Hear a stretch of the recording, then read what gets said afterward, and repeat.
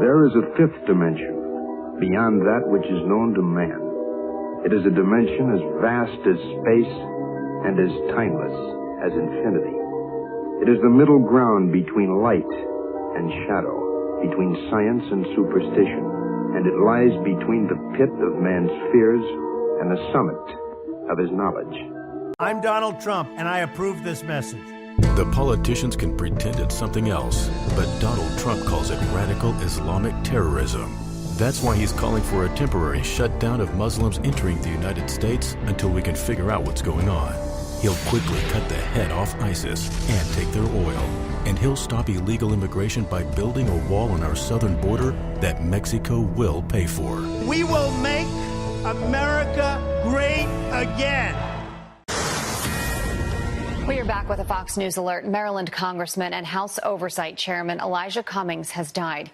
He passed away at Johns Hopkins Hospital just before 3 o'clock this morning from complications from long-standing health challenges. He's been out of Congress since last month after an unknown medical procedure. Representative Elijah Cummings served in Congress since 1996. People are suffering and even dying, even as we debate today. That's a serious crime.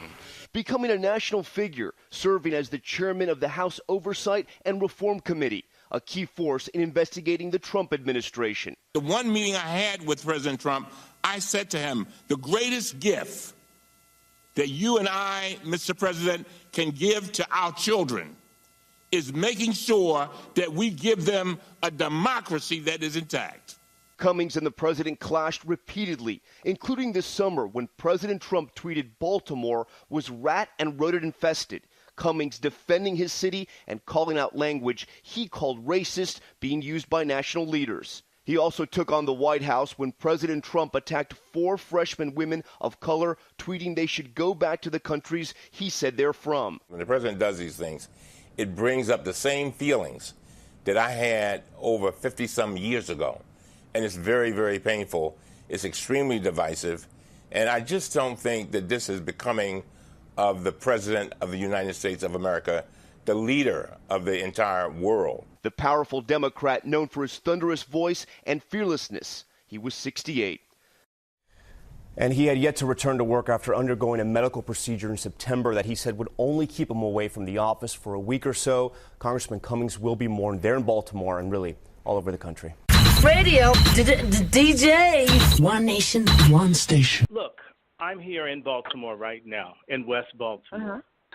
And I'm working to get the first black woman elected to Congress. We were campaigning against Elijah Cummings. Her name is Reba Hawkins, and Reba Hawkins is a fine and phenomenal woman like Sister Sophia Stewart, who I had her speak to a few days ago. We're in the car.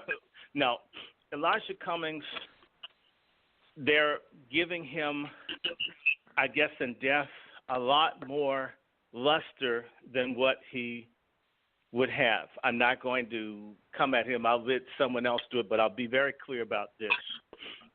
I have an issue with Elijah Cummings. The very last piece of legislation that he sponsored was it was H.R.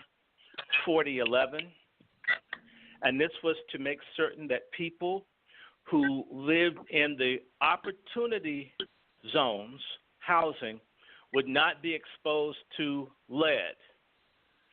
What you need to know is the people that will be able to afford to live in that will be wealthy white people.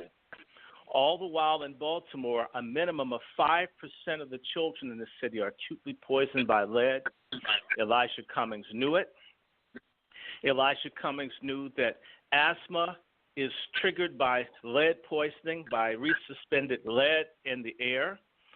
Elijah Cummings sat on the committee where this could have been dealt with. Elijah Cummings was in resistance to the hearings of the mass poisoning of black children in Flint. And Elijah Cummings, one of the last people he endorsed for re-election, is the mayor of Flint, whose misappropriated money meant for black folks crippled by lead poisoning. And she's the same fraud mayor that had the people poisoned in the first place. Thousands of people's lives are ruined, and Elijah Cummings to support a fellow Greek Letter Society Democrat, endorsed her in spite of the fact that there are 9,000 mostly black children ruined for life because of lead poisoning. And when you see that he endorsed that mayor, you understand why he was against the hearings on Flint. And what you need to understand is in every single major black community in this country, lead poisoning is a major problem. He could have done something, and he didn't do it, except in this case to help whites. So he's a civil rights leader, they say. Yeah, I had a brief conversation with the judge regarding that title in particular. Judge, would you like to expound on that, the fact that they listed him as a civil rights leader? Yes. They say he's a civil rights leader, and he's 68 years old at his time of death. Civil rights was about belly up by 1962. He was definitely dead by 65, being replaced by militancy. I'm black and I'm proud, and got Black Power, Panther Party, BSUs and such like. And by 1970, that was dead, replaced by this glorification of dysfunction, and definitely dead by 1972. I'm trying to figure out what kind of leader he would be, since in 1962 he was about 10 years old. So he couldn't have been a civil rights leader in 1962 at 10. 3 years later at 13 he wouldn't have been. And there were no civil rights after 65. It was all about militant demands, not request. And burn the place down if it doesn't cooperate, not get out on your knees and pray while some fool's beating you across the head until some other ones feel guilty about it. 1970-71, he was 17 years old, going on 18. So what did he do that made him a leader? Now, I understand he practiced law for about 15, 16 years, but I don't see any civil rights cases in his record. He seems to have been given the reputation by the Democratic Party as somebody standing up for civil rights. But the only thing I can see him standing up for vigorously was gun control. And quite frankly, I can't understand a Negro that would advocate the disarmament of his people in the face of all these racists that were armed to the teeth. I don't get it. It sounds to me like it's propaganda. I couldn't find anything to back up all of the hype they gave him. And he supports eugenics, which is the killing of black babies.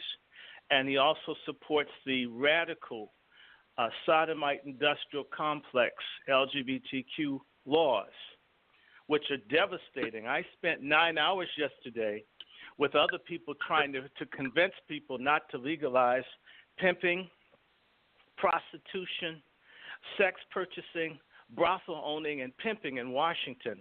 People like Cummings have shoved this thing down our throats.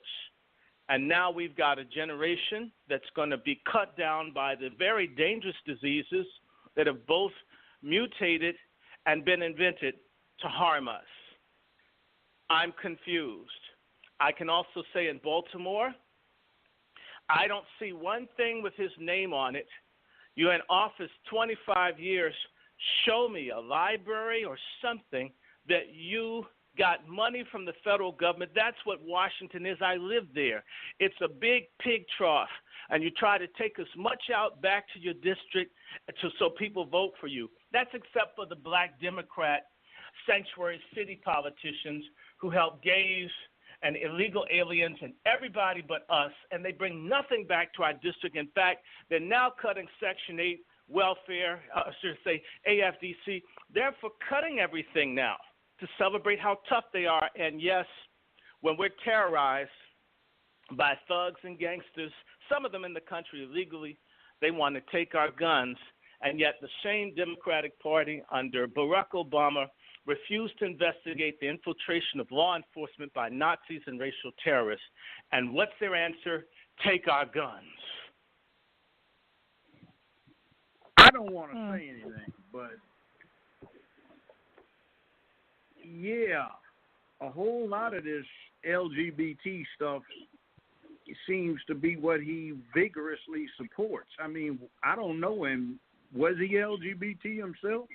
I mean, it seems like it's based on the things that he supported. And let me say this. I got my rent paid a lot. My office rent and my secretary's paid from the fees I got from pimps and hoes that I represented way back when. But pimping is despicable. And we've got enough problems right now in our community with our young girls getting drafted into the hoe trade. So, I mean, I find that thing about legitimizing pimping in the D.C. area to be absolutely extraordinarily stupid. And it's disgusting. Well, they want it. I mean, I don't want to say nothing, but I looked into that. It basically legitimates sexual slavery. It's like pimping. It's bringing totally slavery different back from girls selling it if they have been inspected and health card and all of the rest of that. I mean, they call it the second oldest profession, and what that's about. Why the second? Well, whatever the the oldest profession was, is the one that used its wherewithal to finance business with the second oldest profession. I can understand that, but we don't need to bring pimps along for the ride, too. If you are one of these members of the Black Caucus in the U.S. House of Representatives, you are a House Negro and a damn fool reprobate if you voted to legitimize pimping. And some of them did, and he's one of them, and he was out front trying to do that. So, I mean, it's bad talking about the dead, but he needs to. Well, wasn't he under investigation anyway for some misconduct? What was that about? Yes.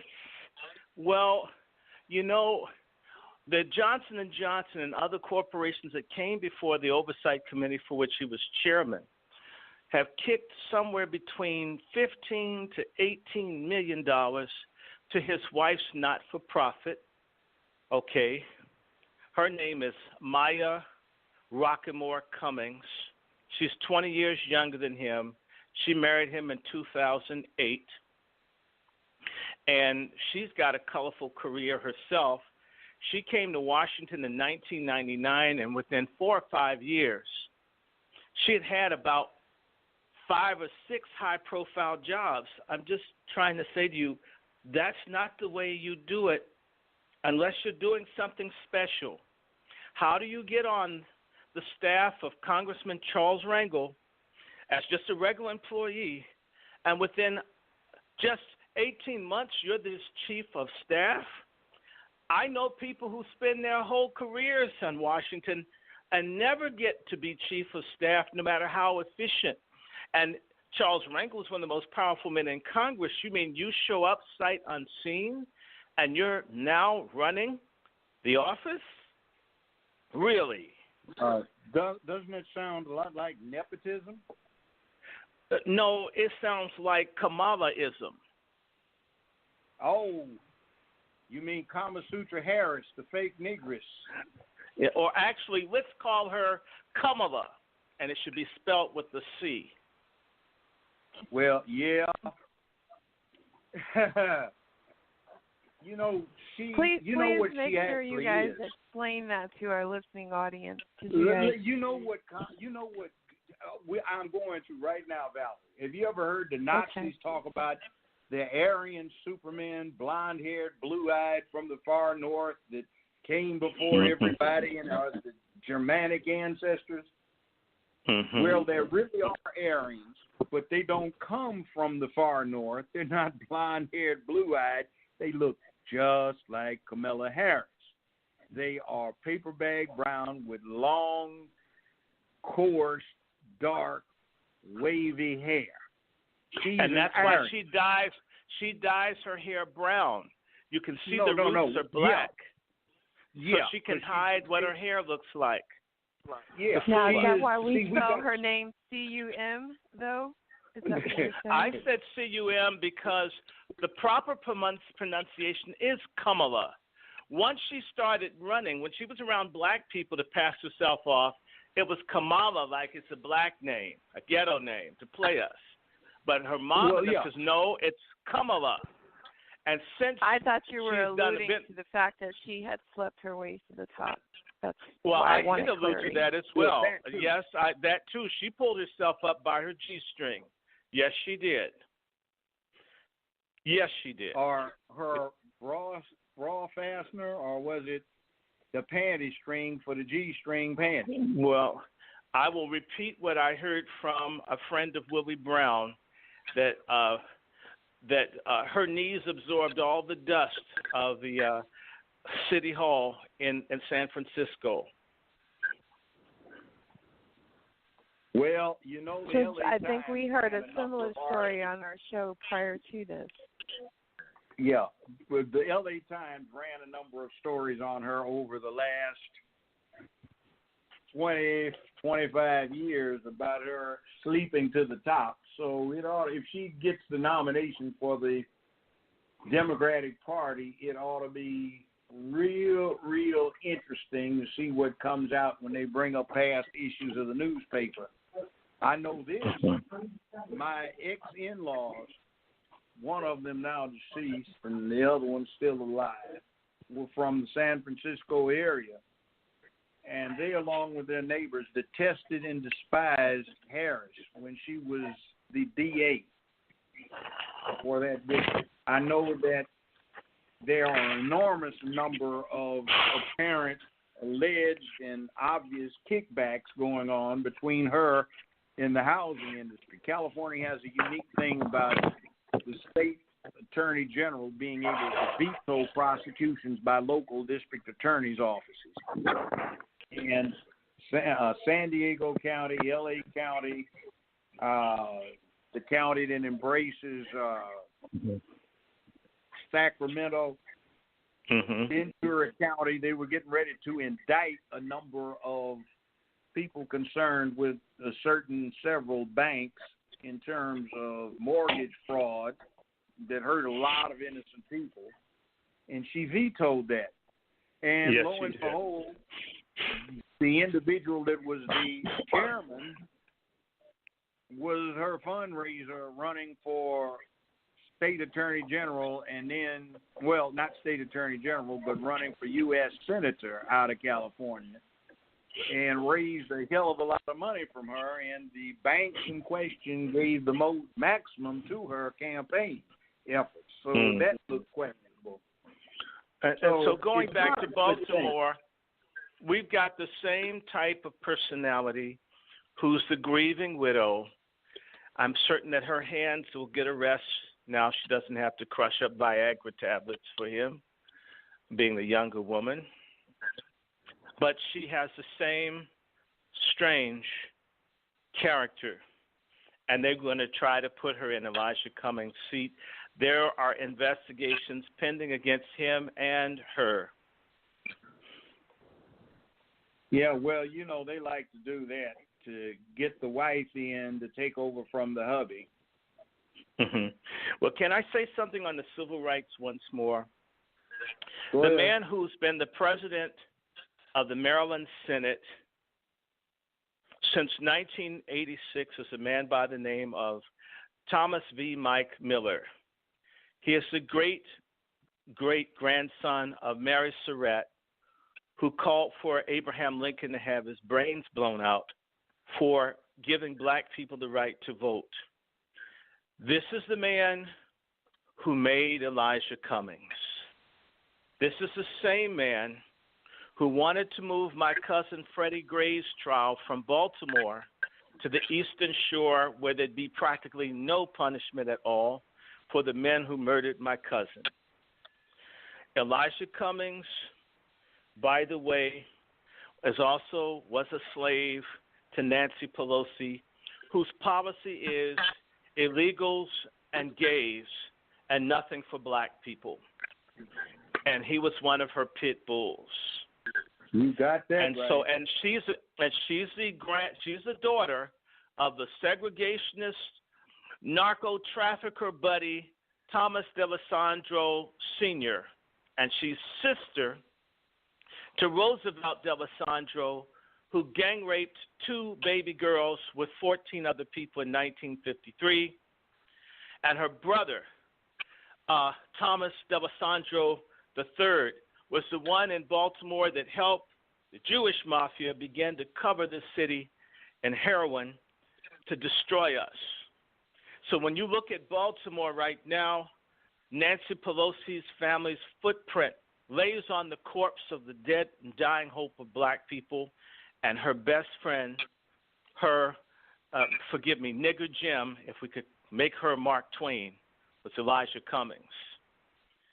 And he must have known we were coming for him, because this sister here, Reba Hawkins, this is a real deal. We're hoping that we can put a real person that cares in that seat, and they're already moving to try to block us, Judge. That's why I'm hoping. I sent you something about her. If we could get a sister or people like her, and she's run as a Republican, if we could get people who are black, proud, love guns, love the unborn, love the community, love God, and know how to do business with whomever for the best deal for their people, those are the kinds of people we should be voting for. And we should be thankful when God takes somebody off our hands that doesn't look out for us. In fact, the Bible says God's judgments are always just. It says that in the book of Job. So I'm not crying when God moves somebody that's not done what they're supposed to do. One of the reasons he was poor until he got with this woman who I guess knows how to shoplift on a corporate level, okay, because he couldn't pay his child support payment. And it's acknowledged that while he was married, he had 2 kids out of wedlock, wasn't looking out for them. Okay, so he was jammed. Okay, caught up with them. I can't speak for the man's private life, but the rumor here in Baltimore was he was Johnny Appleseed whenever you turn the lights out. You guys are putting things out there like that and don't explain what that means. For those, Johnny Appleseed was the person that spread the seed around. He was a sower of seeds. Wow. Okay. All right. Papa was a rolling stone. There you go. That's what came to my mind, because that's how they explained my father.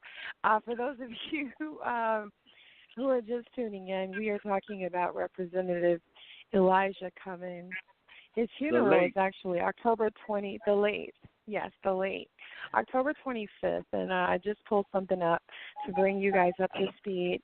He's out of Baltimore. Funeral arrangements have been set for, getting that feedback again, that's what's throwing me off just a little bit.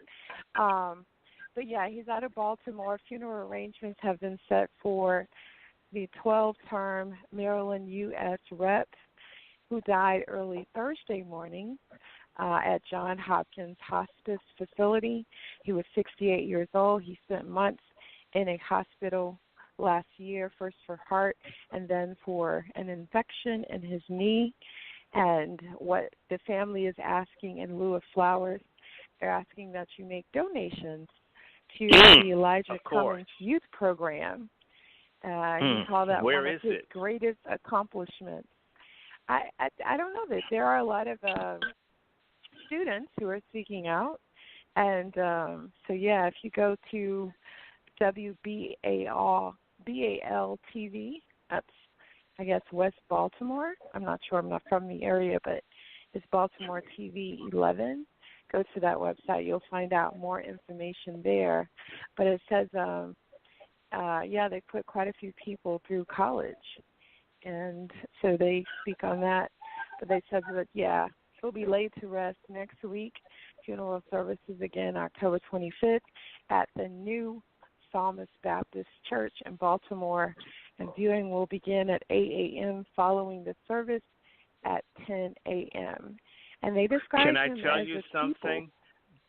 That the pastor of that same church just denounced him about 2-3 Sundays ago as having done nothing for the people. So now folks are trying to put a pretty face on the fact that whereas we had Obama for 8 years, they had an Obama-type figure for 24. So why do you think he is allowing the service at his church? prestige and money. I mean, it rules the world, and especially in church. I'll tell you, as a preacher's kid, mammon is God. I wish it were Christ. Man, we'd be far ahead if our pastors weren't the greediest, some of the vilest people. They make a drag queen on crack seem like they're going to be beatified by the Pope. I mean it. Oh, whoa! Pull the covers off of them. I had a grandfather and an uncle that were ones too. Yep. No one.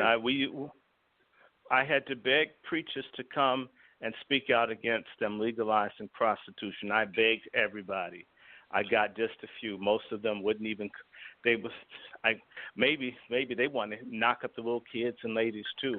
You couldn't. No one. They wouldn't get back to me. Wouldn't speak to me. And I said, my God, when did pimping, prostitution, border devil owning, and sex purchasing become something that a man of God would want legalized? Haven't they read Leviticus 19 and 29 that says, don't make your daughters prostitutes because the land will go into whoredom and wickedness will take over the land? That's what the word of God says. But these people were silent. They're silent on everything, except for when it comes down to. I want to ask you guys something, because when I researched this person, all I read was powerful Democrat who investigated Trump, key figure, most important person, the people's person, all these wonderful titles. Why do you think? Yeah, we're praising him. Kamala Harris actually said, this is what Kamala Harris said. She says, we lost a giant today. Congressman what kind of giant? Elijah Cummings was a fearless leader, a protector of democracy, and a fighter for the people of Maryland. Our world is dimmer without him in it. And then Mark Considering Meadows, what's been in Kamala's mouth, I don't trust anything coming out of it. Me either. And I'll say this. In my 5 decades of being involved in criminal justice, I'd say the most untrustworthy, lowest character people you'll ever meet are career prosecutors. They're too used to too much power with no checks and balances. They lie. They don't know what the truth is. They've got an elite that they protect, and everybody else is fair game for their little chess playing. And it is very bad. The truth is not within them. I would trust somebody I just met off the streets more than I would a person that's been with a prosecutor's office for 25 years. I knew some of the old civil rights icons and some of the civil rights greats who weren't sung. People didn't know them outside of the locals. And, hell, I did a lot of stuff in the militant area in the damn self. So when somebody starts trying to laud somebody as a civil rights leader, I said, well, maybe I just didn't hear the guy. I thought he was 80 years old the way he looked. And then when I said, this guy's only 68 years old, hell, damn. When we were doing BSU, he wasn't even in high school. Well, what the hell did he do to me? And they haven't explained what he died from. They're hinting, but I'll share something with you. And I was on the radio here, and I said it when he was alive. I'm not going to take it back. He had an aortic valve problem. An infection is aortic valve. I challenge anyone to Google aortic valve and infections. Yeah, one of the common things that. Okay, now you know what it means. Yes. Okay, and they won't talk about it, and they're not saying. And when you look at how puffed up he got. What does it mean? You guys keep spewing out stuff. Well, I'll let the judge. I'll be silent. No, you can explain it. I'm the host. Okay. Show. Go ahead and explain it. I'll let you do it. I know what you're talking about, though. Means what do they call it? STD. Yeah. When you get, I'm not saying all the time, but one of the more common things that causes problems in your aortic valve is syphilis, gonorrhea, and other venereal diseases seem to attack that part of the heart. I don't know why. And I'm not saying he had one, but that's something that was let out, and then they said a bacterial infection. Well, a bacterial infection in the aortic valve could be syphilis. I didn't say it was, but it could be. But could be. And then I asked you the question based on his track record, is he LGBT for real? I didn't What say the he judge was is trying to LGBT. ask is he gay? I don't know that story. I know that he was a Johnny Appleseed with women, but some people are Johnny Appleseeds with women to cover up something else. I don't know. Yeah, you guys are speaking in code. You got to speak in plain English. All right. So Some men are whores with women to cover up what they're doing with males. I'm not saying that this is the case. I'm only saying that this is what I have observed and seen as persons who they prey on women to get a reputation to allow themselves to do something else. Now, and I will also say syphilis, according to the CDC, in excess of 85% of syphilis infections in this country are among LGBTQ people. Fact. So, oftentimes the presence of that is an indication that one has dealt with someone that does that, but I'm not saying, because I have a judge listen to this, I'm only saying that this is a possibility because there's been so much secrecy around this illness. Surely if it was just a regular congestive heart failure, you get all sorts of sympathy and cards, and as a politician you could campaign on it. Why so much secrecy where people didn't even know where they went? Why? Why is it so secretive? I'm not saying I have the answer, but I do know that my mother worked as a nurse for the St. Elizabeth Hospital 50 years ago. I used to see men dying from tertiary syphilis. And the reason I'm saying that to you is to say that it can kill.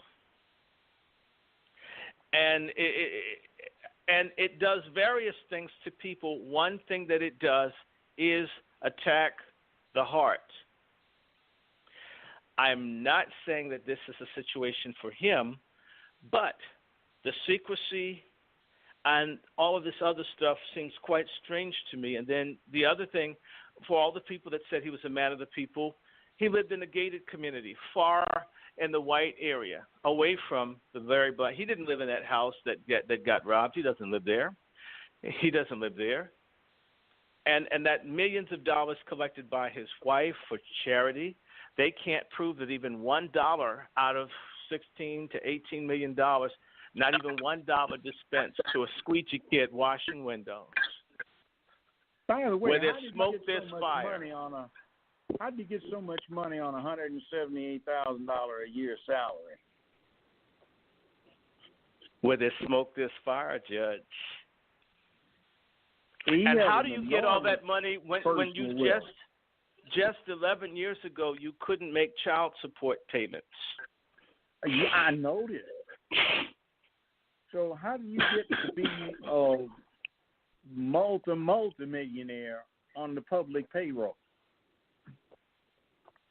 You know, it takes a little more than $178,000, which is the current salary for a congressman, when that's been increased over the last 24 years several times. Right. It wasn't that high when he started. So how does he get that money? And then all of this thing with the child support arrearages. I just don't like that. Well, I definitely want to play this soundbite to cover our bases. Mm-hmm. Allegedly. Just gonna Allegedly. No, I haven't. We never said that anything was definite.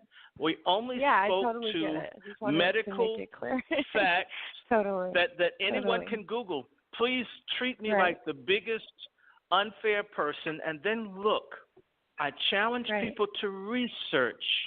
I challenge people to talk to folks in Baltimore that are honest, and they'll say to you that the man had a scandalous reputation. And I'll share something with you. When you see how close he was with Nancy Pelosi, remember John Conyers had to leave his office because they had to pay off a Jewish girl for his bothering her or something? You know that in D.C., everything is about blackmail and spying and snitching and knowing what people's weaknesses are. Nancy Pelosi has a book, and she uses this book to control people. So when you see John Lewis and Maxine Waters and Al Green, who drugged a woman named Lucinda Daniels and raped her, forced her to snort cocaine, raped her, and afterwards demanded that she be his girlfriend. Democrat Representative Al Green is a vocal member of the anti-Trump movement in the House of Representatives and has been at the forefront of the liberal effort to see President Trump removed from office. I rise today, Mr. Speaker, to call for the impeachment of the President of the United States of America. But past allegations of sexual misconduct have called the Texas congressman's integrity into question. In 2007, Green's former district director, Lucinda Daniels, accused him of sexual contact without consent at her home. Afterwards, Daniels said the politician tried to pursue a romantic relationship, and when she spurned his advances, Green created a hostile work environment. She also said Green tried to smear her character, making it difficult for her with future employers. An attorney for Green said Daniels demanded $1.8 million in damages. But the congressman countered the allegations and filed a lawsuit against the alleged victim, claiming he was being extorted by Daniels. Green suggested she threatened to sue him for workplace discrimination if he did not pay her the large sum. But the situation gets swampy at best. A year later, lawyers from both Green and Daniels issued a joint statement saying both the congressman and the alleged victim resolved their dispute outside of court and without any sort of settlement or litigation. The congressman's attorney later said Green would drop his lawsuit if Daniels dropped her accusations and signed an agreement refuting her claims against the Democrat. For those who think that this is something other than what I say it is, 48% of the American people seem to agree. And I think more of the American people have to weigh in. This really is about the American people. It's about American democracy. After she signed the agreement, Green's spokesman said the congressman indeed had a, quote, romantic encounter with Daniels, but any suggestion of sexual assault was false. That's the party of the KKK. That's the party of sanctuary cities and gentrification. That is the party of gays first. In fact, Elijah Cummings and others fought for this Gay Equality Act, which would have legalized pedophilia and forced funeral parlor owners to allow their workers to have sex with the cadavers of people's deceased loved ones. You fought for that, but all over Baltimore, there are homeless people everywhere. Do you know that they're using methadone here? There are tens of thousands of black folks on methadone. Judge, you know that stuff kills people. It's dope addiction management. How do you allow this? But you fight Trump every minute. You can't raise your voice for your people. See, look how Kama Sutra Harris lauds the late, unlamented or lamented congressman. He wanted democracy. He took on Trump. Actually, it looks to me more and more, I'm not a Trump fan, but it looks to me more and more like Trump is the one that's trying to reveal the chicanery, and the Democratic Party needs somebody sicked on them for real, because they got in the back pocket of Goldman Sachs under the Clinton administration, and they haven't been right since. And it's been a long time since there were Jimmy Carter had flashes, and then there was LBJ, but we haven't had anything decent out of the Democrats in a long, long time. And trust me, we that had a thing lot bad. Rocket Man ain't the answer. This is Elizabeth a really Warren, weird the one that dynamic, guys, because I was looking at Twitter, and even President Trump says, "My warmest condolences to the family and many friends of Congressman Elijah Cummings. I got to see firsthand the strength, passion, and wisdom of this highly respected political leader. His work and voice on so many fronts will be very hard, if not impossible, to replace." It's like you guys are talking about a totally different person. No. Donald Trump is probably going to have a toga party tonight. I mean, they're glad that Cummings is gone. That's cold, Miss Valerie. It's like, yeah, all right. Like you always say that, oh, we are so sad to see this happen. And everyone, damn, I'm glad we got rid of the, Yeah, there are more crocodile tears in that than in Congo. Now, you know that Trump and them had a keg and a toga party last night. To sing his praises, though, Mark Meadows sings praises. They get to sing, like Adam Schiff, Hakeem Jeffries, you get 18. Cory Booker. Hold on, Hakeem Jeffries and Schiff. Those are big LGBTQ folk defenders. Okay, they're big Equality Act folks. Cory Booker Schiff and is Hillary the one. Clinton too. Cory Booker, LGBTQ. Yeah. Well, allegedly, Hillary came out the closet in '67, but apparently they put her back in some years later. Cory Booker is allegedly got a little bit too much saccharin or sucrose in his tank, and he was one of the sponsors of that act too, pushing hard. If you start looking at who supports them, Schiff is the one that was defending Ed Buck, the one who was injecting the black male prostitutes with liquid meth, killing them, probably making videos. Look, Hakeem Jeffries is a Muslim who doesn't do anything for black folks back in Brooklyn. He's useless to them, but he's on the pro-gay train. He's the only Muslim, and he's a Muslim fighting for gay rights. You know that, what's his name? Dr. Leonard Jeffries is his uncle. I mean, these are scams. These people are for wiping us out with abortion, illegal migrations, and as well as this LGBTQ. They all support one another. Well, okay, we got about 5 minutes. What do you guys want people to take away from today's second? Well, what I wanted to take away is to me, it's a woman's business what she does with her body. I'm not all that worked up about abortion because I got asked to do not prenatal abortion, but postnatal abortion often enough. In other words, sign the death warrant when somebody got the death penalty for killing somebody, or when somebody got done in on a drive-by or a drug overdose to preside over the trial. See, that's called postnatal abortion. Right.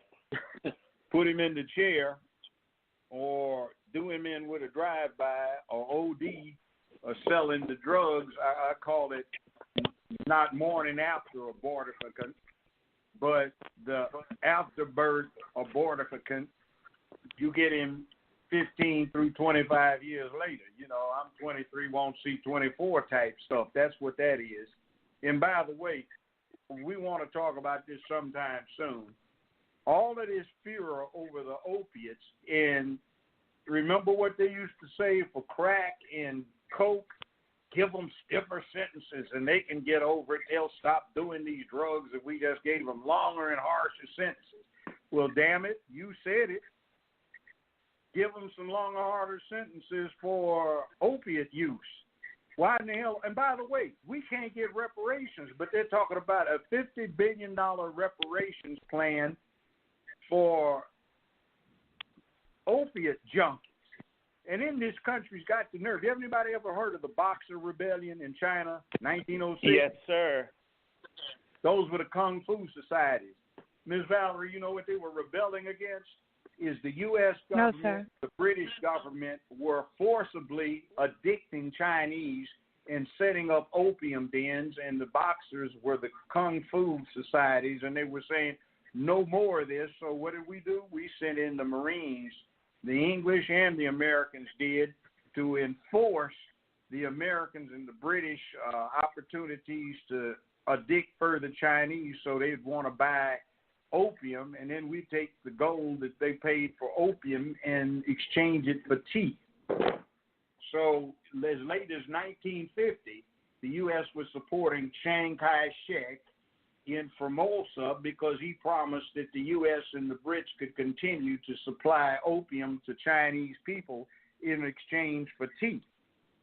So Mao Zedong said, hell no, and it also is developed after the Cold War warmed up a bit, that one of the reasons he caused the Chinese to invade Korea when the U.S. was over there in the early 50s was because he said any people that would addict other people intentionally and deliberately on the governmental level to this poison opium is not fit to govern humans. And that's the U.S. government he was talking about.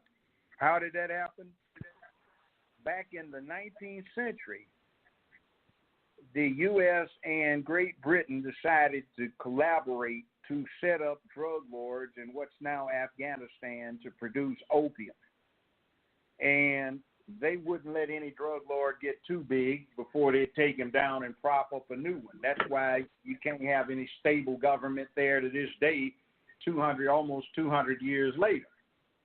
So that being the case, we are responsible for that Afghanistan mess that's killed a lot of troops over the last, 18 years, the longest war the U.S. has ever been in, because we were having those drug lords produce opium so we could take it to China and addict Chinese in opium then so we could get that damn tea, Earl Grey and Lipton, and they sail it real quick in those famous clipper ships, Flying Cloud, Cutty Sark, and all that kind of stuff. And we are so self-righteously hypocritical, talking about, the opium addiction, the opium epidemic, when we are the ones that addicted basically somewhere around 300 or 400 million Chinese got addicted to that. We're responsible. Hope you enjoyed our little bedtime story, kids. We're always interested in what you have to say about our live broadcasts. Please share your comments on our Facebook page or websites.